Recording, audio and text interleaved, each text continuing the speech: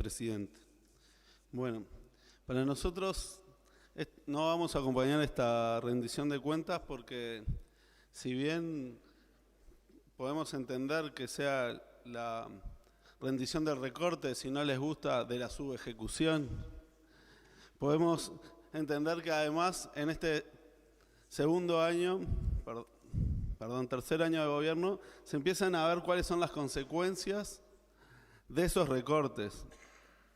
A mí me gustaría empezar agradeciendo al diputado Andújar, que capaz que por canario tenemos algún vínculo previo, por centrar el debate filosófico en donde tiene que estar. Y me parece que entiendo que Uruguay ha tenido en el siglo XX dos corrientes filosóficas que un poco recién repasaba el compañero Mariano Tucci, y en el siglo XXI somos herederos de esas dos familias ideológicas y de concepción del Estado que existen en el país. Y creo que Andújar fue el que pudo poner el debate filosófico-político, que es importante y que hace al quehacer democrático, porque obviamente defiende la familia ideológica que sustenta filosóficamente este presupuesto y esta rendición de cuentas que estamos evaluando. Pero además sabemos que este gobierno ha tenido para nosotros dificultades y contradicciones en la ejecución. Y si tan bien republicanos somos, que creo que todos lo somos, debemos respetar los roles. Y nuestro rol constitucional y republicano, ¿cuál es? Evaluar al gobierno y criticarlo, porque si no, ¿para qué estamos? O sea, entonces debería haber madurez política para entender que el rol de la oposición es hacer oposición. Y por suerte para eso estamos, y por suerte en otros momentos hubo oposición. Yo he sabido ser oficialismo y ser oposición. Y hemos conversado y hemos trabajado desde los dos roles para tratar de mejorar el país. Ahora, nuestro rol institucional acá es ese. No pretendan otra cosa de nosotros porque sería una dificultad para la República que los 99 diputados al unísono aplaudamos la rendición de cuentas del gobierno, porque sería bastante complejo que eso pase y esperemos que nunca pase en este país. Por otro lado, nosotros entendemos que además de la subejecución, recorte, le podemos llamar de la manera que quieran, así nadie se ofende, está complementada por dificultades de gestión de los recursos, tanto materiales como humanos. Por citar dos ejemplos, la dificultad que han tenido en las compras de medicamentos de ACE, que obviamente está basada en un porcentaje en el recorte, pero también está basada en cómo compramos los medicamentos, como bien lo pudimos ver cuando vino ACE, que muchas cosas que aquí se plantearon por la oposición no se reconocieron, pero se han ido reconociendo en la prensa a lo largo de este tiempo. O sea que a veces es fácil gritar en la pulpería, pero en la comisaría se callan algunas cosas.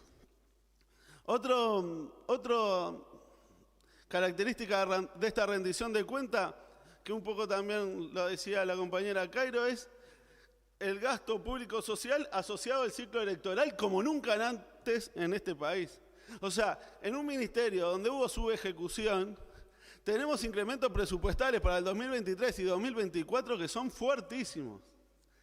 O bien el gobierno está previendo que va a haber una pobreza galopante en el 2024, o bien van a tener una política de gasto público social, pero en un año electoral, atado el gasto público a esa circunstancia. Está bien que lo hagan, están en su derecho. Ahora bien, tenemos indicadores económicos que para nada son auspiciosos. El gobierno no ha logrado controlar la inflación. Siempre ha estado por el rango meta. Es verdad que en otros periodos la inflación siempre estuvo por el rango meta. Ahora, los trabajadores todos los años recuperaban el salario perdido porque los ajustes salariales siempre estaban indexados a la inflación. La discusión que tenían los sindicatos con el gobierno y con sus respectivas gremiales patronales era cuánto más de la inflación alcanzaban. Sí. Puede interrumpir nuevamente si interpreto bien el gesto del señor diputado Tucci. Adelante. Gracias. Muchas gracias.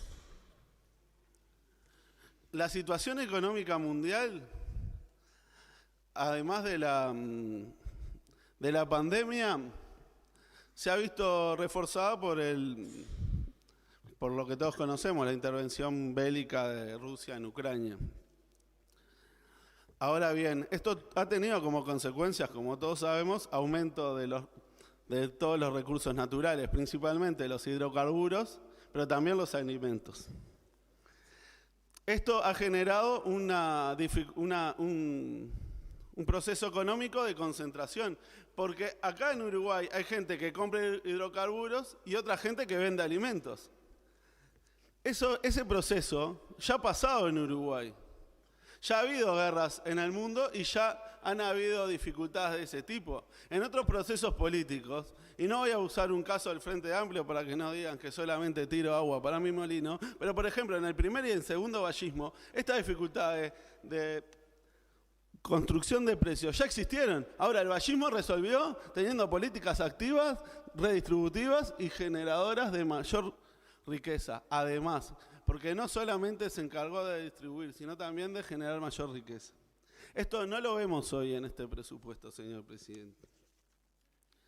A nivel de ejecución presupuestal propiamente dicha, tenemos problemas en 3 áreas que son sensibles para la población: la seguridad pública, la salud y la educación.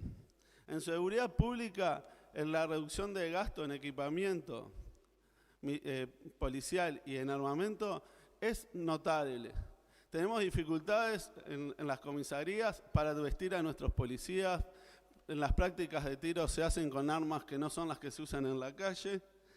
Se han construido, se ha territorializado la policía en un contexto de crimen organizado que sabemos que es cada vez más grande, que no es un problema nacional, pero sí es un problema regional y está actuando en Uruguay. Ahora, una policía más territorializada es más sensible, no estoy juzgando a las personas, es un tema sociológico, es más sensible a la corrupción y al gran poder económico que tienen los grandes cárteles que, como sabemos, están operando en el Uruguay. Tenemos que hablar también de una profundización de pérdida de salario que, con suerte, y si las rangos metas de la economía se ajustan a lo que prevé el gobierno, van a alcanzar los niveles prepandemia. Por último, señor presidente, y como canario tengo que plantear una cosa que me preocupa, y es el uso irracional de la instalación de nuevas comisarías. El propio jefe de policía reconoció públicamente que van a poner comisarías en lugares donde no hay delitos. Y sabemos que en Canelones, por ejemplo, pero en todo el país, hay zonas donde la gente siente indefensión por falta de policías. Y nosotros en este país estamos poniendo comisarías o subcomisarías en localidades donde, a juzgar por la policía, no hay delitos. A nivel de salud, queremos insistir en las dificultades que hablamos sobre la compra de medicamentos, que además de tener un recorte presupuestal, porque hay menos platas, en 2021 se gastó un 31% menos que en 2022 y un 37% menos que en el 2019. Tenemos los problemas de gestión y administración, además, que ya nombramos, además de la falta de transparencia. Nosotros no sabemos cómo se van a seguir sustentando los medicamentos y cómo se gastó el fondo COVID, que el 13,7% se destinó a AS. A nivel de educación, presidente, y por último, uno de los temas que personalmente me es más sentido, porque además de integrar la comisión, soy docente. Hay dificultades importantísimas. La educación fue un pilar fundamental en la investigación y el desarrollo a la hora de afrontar la pandemia, hecho reconocido por el gobierno permanentemente. La mayoría de los integrantes del GACH eran miembros de la Universidad de la República y un gran número de investigadores reconocidos que quedaron en Uruguay porque hubo una política pública activa de retención de profesionales, doctores, investigadores, que con estas nuevas políticas de recorte en ANI y y y dificultad de gestión impedeciva, corremos riesgo que pasen a engrosar. Puede interrumpir nuevamente el señor diputado Mazzini. A nivel de... Voy a apurarme porque hay otro colega que quiere hacer uso de la palabra.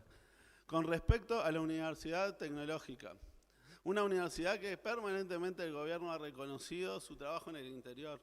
Los propios consejeros reconocieron en comisión que el gobierno les había dicho que no podían crecer, que no podían haber más carreras ni más alumnos, que tenían que arreglarse con lo que tenían. Eso es la descentralización y el llevar la educación terciaria profesional al interior que este gobierno promete. Y terminando, me queda el capítulo de la ANEP. La ANEP tuvo un recorte presupuestal, una subejecución, llamémosle como quieran, de 137 millones de dólares. Ahora va a haber un incremento de 45 millones de dólares para toda la educación. Pero más de 10 millones de dólares se van a gastar en financiar técnicos que redacten las transformaciones educativas. Esas transformaciones educativas que todos los docentes del país, en todas las ATD, no todos los docentes, pero sí todos los colectivos docentes. Y no estoy hablando solamente de los sindicatos, estoy hablando de las asambleas técnico-docentes que fueron instaladas en este país por norma y no precisamente en un gobierno del Frente Amplio. El presidente del CODICEN expresó en sala que ellos iban a escuchar todas las opiniones, pero de cualquier manera iban a seguir adelante porque nada los iba a detener en las transformaciones educativas que el país necesita. Ahora bien, ¿esa es la manera de participación?